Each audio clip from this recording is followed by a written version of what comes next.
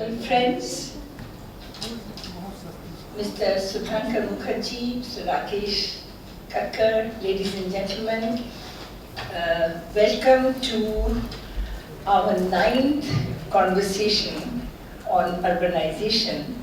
The Habitat Center and Indian Council for Research on International Economic Relations had started this initiative some months ago, and I must say we are very heartened by the response from the Habitat Center membership. The idea was to pick a topic and then get people to interact with an expert on the subject, and it can be a freewheeling discussion. So as I explained to Mr. Mukherjee, what we like to do is to have about 10 to 12 minutes of either talk or presentation. In this case, we are going to be talking about engaging in urban food safety. Now you know that food safety has been... This conversation is going to be in two parts. One, the first part is something that you already know, and the second part is what she referred to as our innovative approaches for growing food by yourself, and the bridge between that would be what the Club of Rome calls the ecological footprint. So we are familiar with the terms engaging in urban. I wouldn't go into that, but food is the substance that can be metabolized to give energy and build tissue. And when we talk of safety, we're talking about the freedom from danger, risk, or injury. The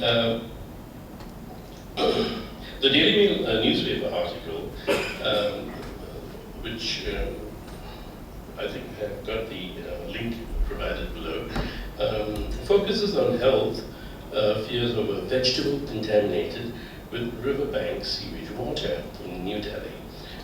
We know that this is true, and it raises the alarm in the next slide, in which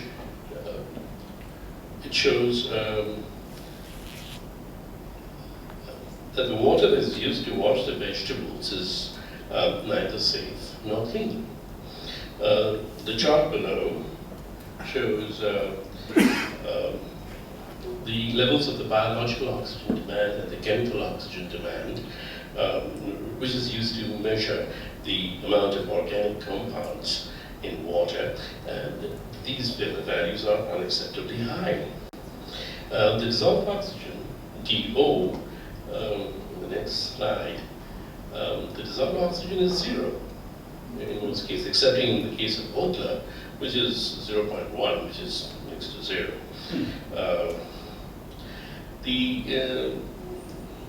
This picture shows the data for the total coliform and the fecal coliform, which should be 0, but it isn't in any of these instances.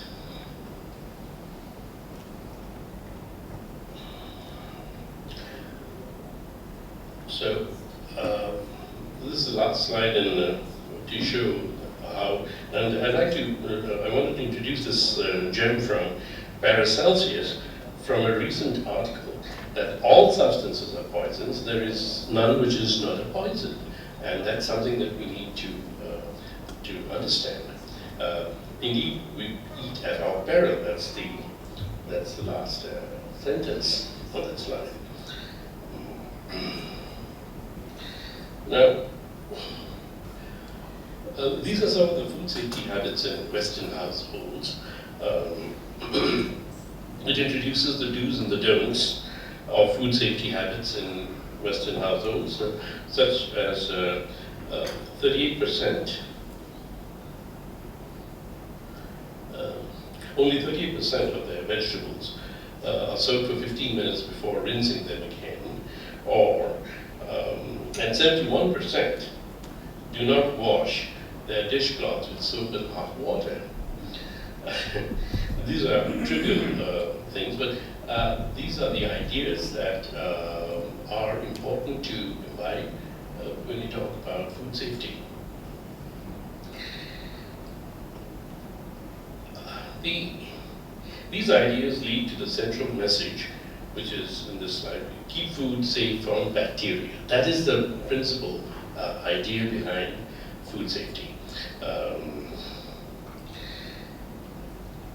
When we grow our own food under control and with new technologies such as aquaponics, which makes it completely organic, it inherently keeps the food safe from bacteria. So this leads, this is the bridge between what we call the ecological footprint, which is a measure of human demand on Earth's ecosystems. The ecological footprint is a measure of human demand on the Earth's ecosystems in terms of land and water area. Now, since the 1980s, 70s to 1980s, in fact, 1980s to 1990s, we have crossed 1 world of biologically productive land and sea. In 2015, we are currently hovering around 1.7 or 1.8 worlds. It means that we have gone into unsustainable territory.